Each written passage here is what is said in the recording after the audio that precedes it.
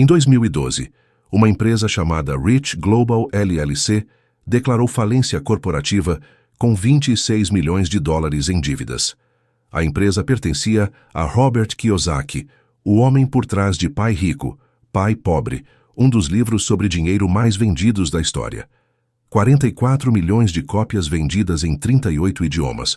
Um império construído ensinando as pessoas a ficarem ricas.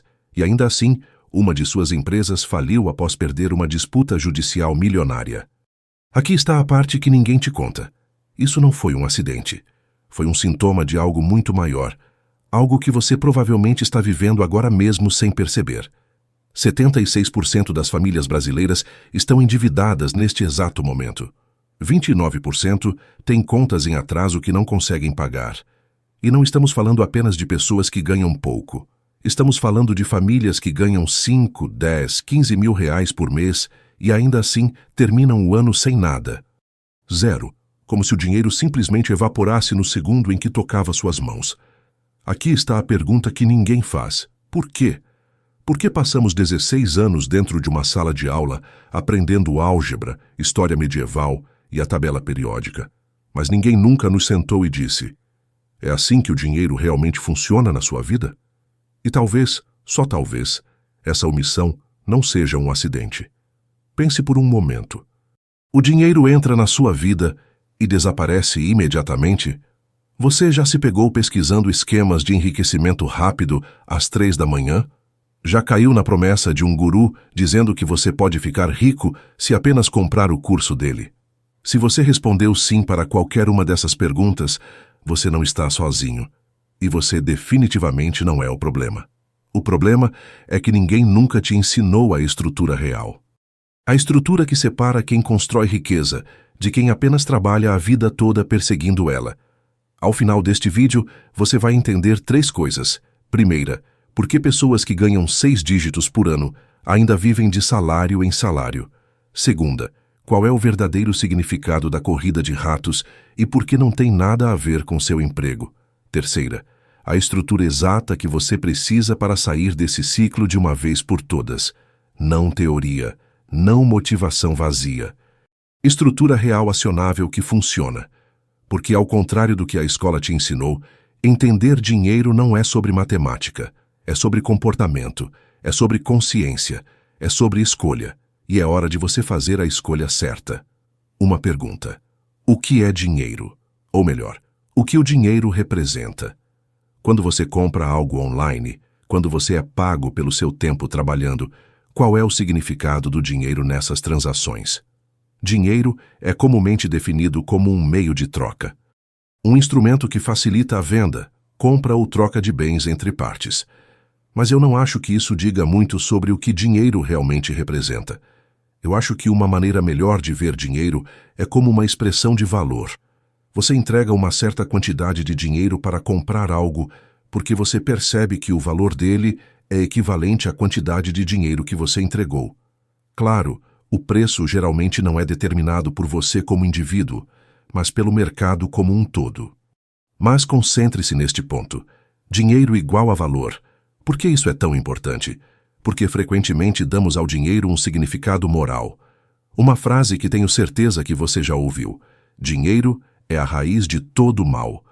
Olhamos para alguém que parece ter uma grande quantidade de riqueza e pensamos eles tiveram sorte. De quem eles se aproveitaram para chegar nessa posição? Quem teve que perder para eles ganharem? E nunca. Que valor foi criado para gerar esse dinheiro? Entender que dinheiro é simplesmente valor é a melhor maneira de compreender que dinheiro não é necessariamente mau, nem torna uma pessoa má. Claro, existem golpistas que te convencem que o que eles têm para vender vale o valor cobrado, mas isso não diz muito sobre dinheiro, mas sobre a moral deles. Dinheiro simplesmente abre suas opções e amplia seus horizontes.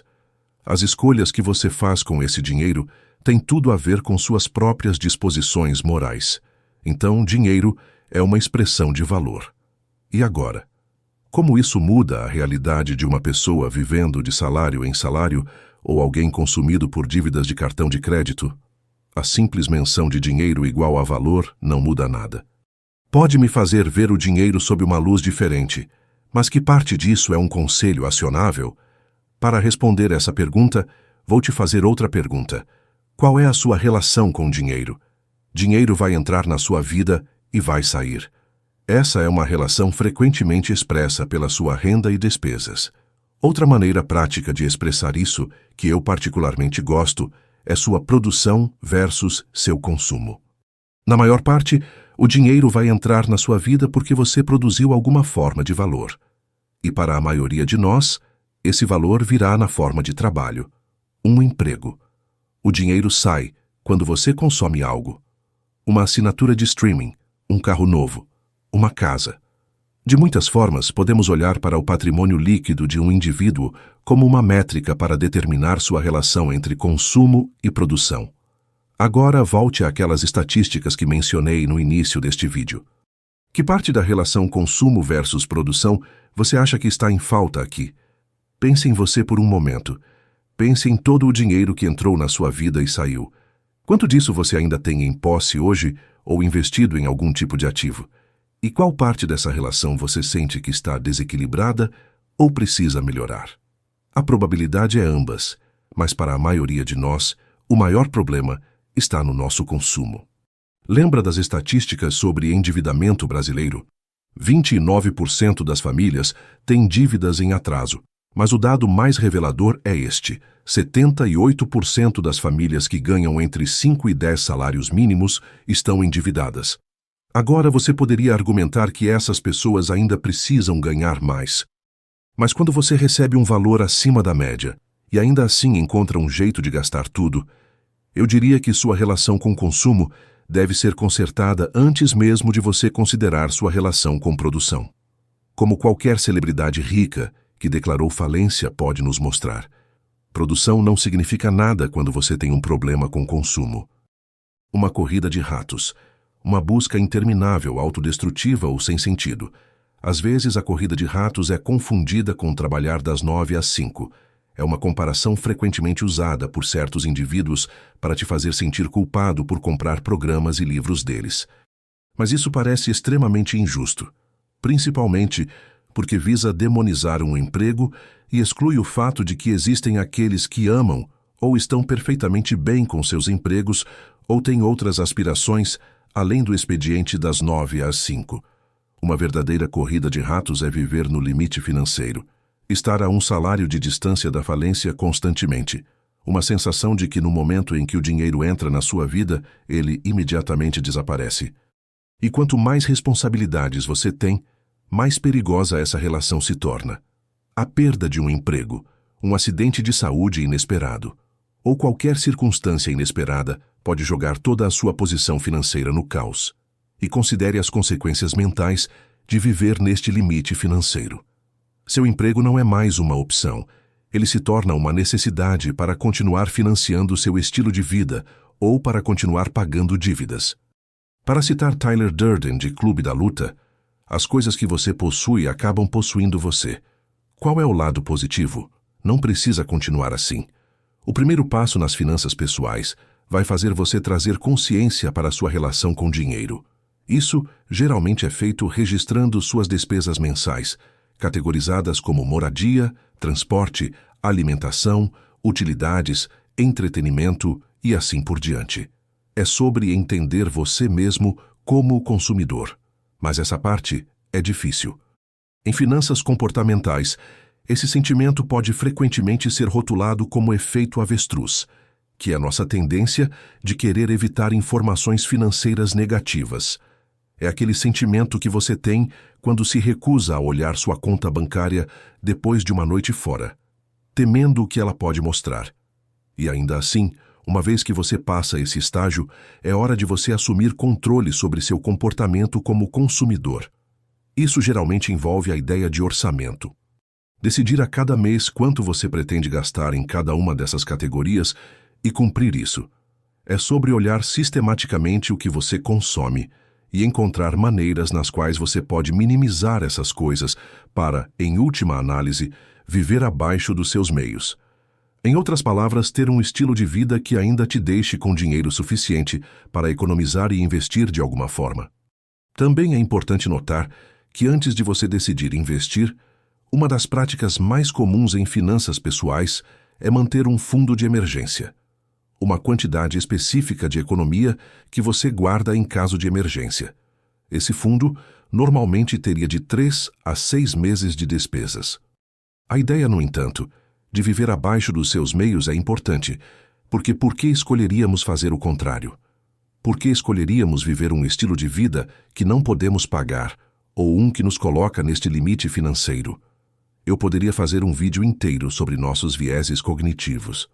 O efeito avestruz é apenas um deles, que pode afetar sua posição financeira. Depois tem o desconto hiperbólico.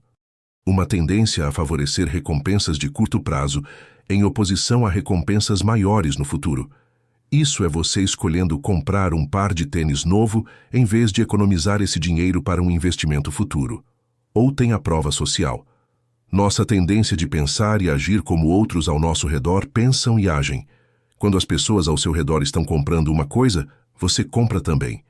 Ou quando as pessoas ao seu redor estabelecem dinheiro como um meio de mal, você provavelmente vai assumir a mesma coisa também. A frase acompanhar os vizinhos resume esse grande problema de consumo. É uma frase definida como tentar emular ou não ser superado pelos vizinhos. Eles compram um Porsche novo, você compra um também. Eles têm roupas bonitas, você compra algumas também. Eles reformam a casa, você faz isso também.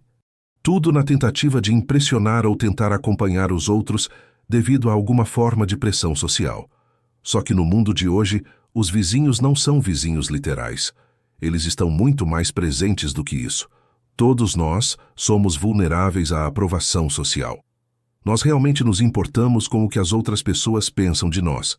Mas o problema é que estamos medindo nossa autoestima por quantas pessoas curtem o que estamos postando. Como disse o presidente do Banco Central do Canadá, para a maioria dos canadenses, dívida é um fato da vida, pelo menos em algum momento. E no Brasil, os números provam que a realidade não é diferente. Para ser claro, não estou dizendo que comprar uma peça cara de roupa, joia ou carro esportivo é uma coisa ruim. Nem acho que consumir é uma coisa ruim. O objetivo deste vídeo não é filosofar sobre as repercussões de uma visão materialista do mundo. É sobre trazer consciência para quem você é como consumidor. Você se importa mais em parecer que tem dinheiro ou realmente ter dinheiro?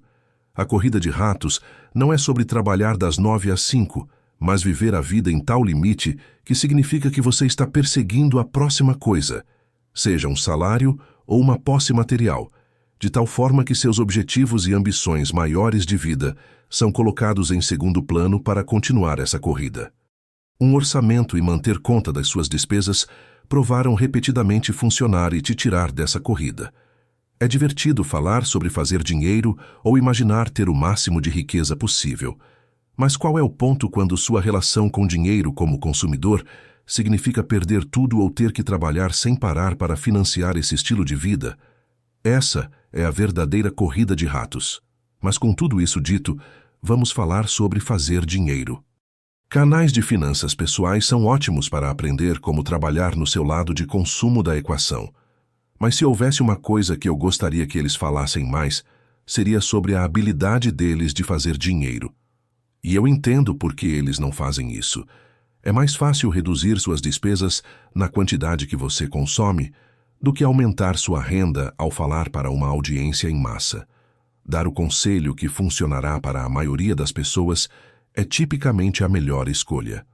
Vemos que existem comunidades inteiras construídas em torno do foco na frugalidade. A comunidade FIRE é um exemplo disso. Um movimento que adota a estratégia de viver extremamente frugalmente, economizando e investindo o mais cedo possível, com as intenções de se aposentar o mais cedo possível. Minimalistas também compartilham uma visão similar à comunidade FIRE, embora mais enraizada em posições filosóficas sobre o mundo e o materialismo em geral. Pessoas promovem estratégias que caem no espectro de viver frugalmente, economizando muito dinheiro e investindo no longo prazo. E não há nada inerentemente errado com essa estratégia. Funciona para uma ampla gama de pessoas com vários graus de renda. Mas vamos ser honestos. Criadores de conteúdo não dependem de cortar cupons ou viver um estilo de vida incrivelmente frugal para ganhar milhares de reais por mês. nem dependem dessas estratégias para construir patrimônio significativo. Essas pessoas estão utilizando um meio de produção em massa. No meu entendimento, dinheiro é equivalente ao seu valor percebido no mercado, e a maneira mais impactante de aumentar seu valor é encontrar um problema no mercado, criar uma solução para esse problema e vender essa solução para o mercado em escala. Essa é a rota empreendedora. Um negócio de sucesso em escala é capaz de produzir uma grande quantidade de valor para a sociedade, de tal forma que seu lado de produção da equação cresce exponencialmente em comparação a um emprego padrão. Mas essa não é uma rota que todos podem seguir, nem deveriam tentar.